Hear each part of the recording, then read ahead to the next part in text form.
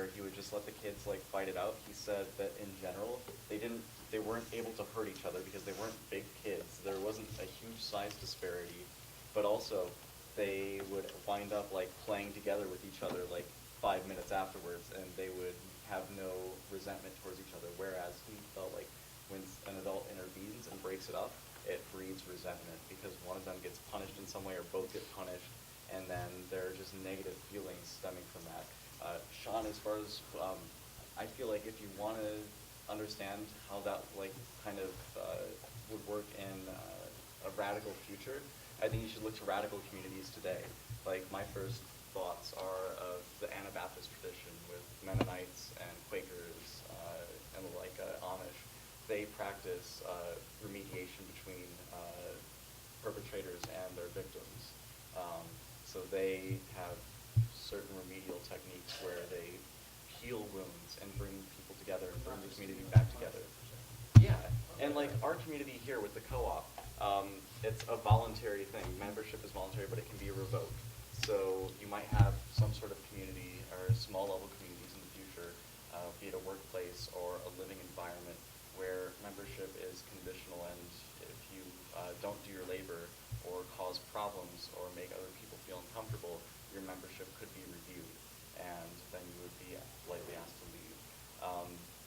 There are all sorts of ways of doing, like in radical communities with people you might suspect of being infiltrators, where you confront them and talk to them about it and try and substantiate that claim, and then if you find out that they are infiltrators or informants or something, then you politely but firmly ask them to leave and stop coming back.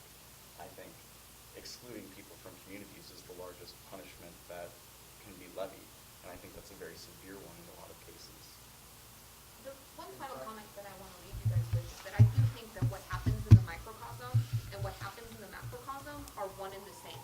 And I think sometimes we have this idea that, well, certain things will only work on a small scale, or certain things will only work on a big scale. And I think that that's just fundamentally not the case about how the universe works. It turns out that when you look at a cell and when you look at the cosmos, most of the time it looks like those things are organized in kind of the same way. And so the patterns that we see in the small scale are the patterns that we see on the big scale. We just have to figure out how to look at them in a way that actually brings that about. And so in the same way that I want an end to war, and I want an end to war now, I want an end to war and I want an end to the greed that makes war possible, right? And I do think that the only way that that's going to happen is through small scale change, like Aaron was saying, but to a look to having that cascade into the larger change. See, because I don't see a dichotomy there. I think that when you make those small actions, little by little by little, they do build up into bigger and bigger action. But we need to do it in a way that's coordinated, if you will, so that that actually occurs. Was there... I'll let you have the final word. Go ahead. Okay. I guess, like, on as far as all of this is going, I think one thing, like, we need to keep in mind is, and I see often, is sometimes when we're faced with the fact that we are seeing American civilization in decline, sometimes we'll cling really tightly to our particular ideological safe holds. And when we do that, oftentimes language itself becomes an obfuscation. And while most of us are in fact actually working towards quite similar things, whether we say we believe in markets or we believe in socialism, whether we say we believe in a gift economy or a timeshare or whatever, oftentimes we're working towards very similar things. And since a post-capitalist system doesn't yet fully exist, at this point we're all like the blind man and the elephant. So maybe one person's grabbing the trunk, one person's grabbing the tail, one person's touching the side of it, and we all have these ideas about what we think it should look like. And in reality, because we're not at a point where we're restructuring it, we're not really at a point where we can see it. And we really are facing the technological obsolescence of most of our previous forms of government, of economics, of production. They're all becoming technologically obsolete. If technology does continue to progress and we don't destroy ourselves, all of our current systems will be obsolete, and there's a good chance that many of them will become obsolete within the lifetimes of the people here. So, you know, I think that's one thing that I kind of want people to take away is we may not always agree on the little particulars, but to not get hung up on them.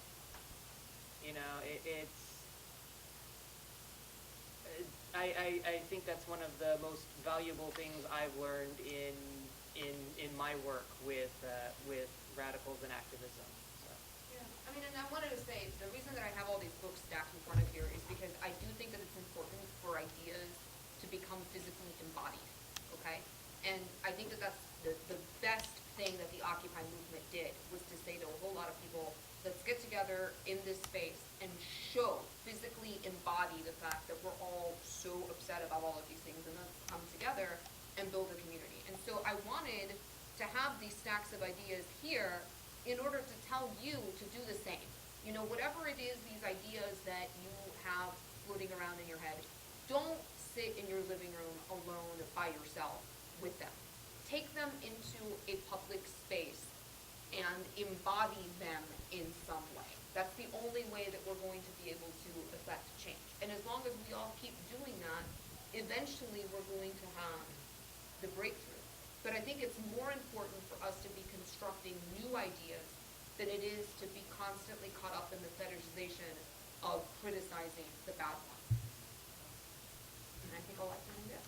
Yeah. Okay, thank you for sharing the conversation.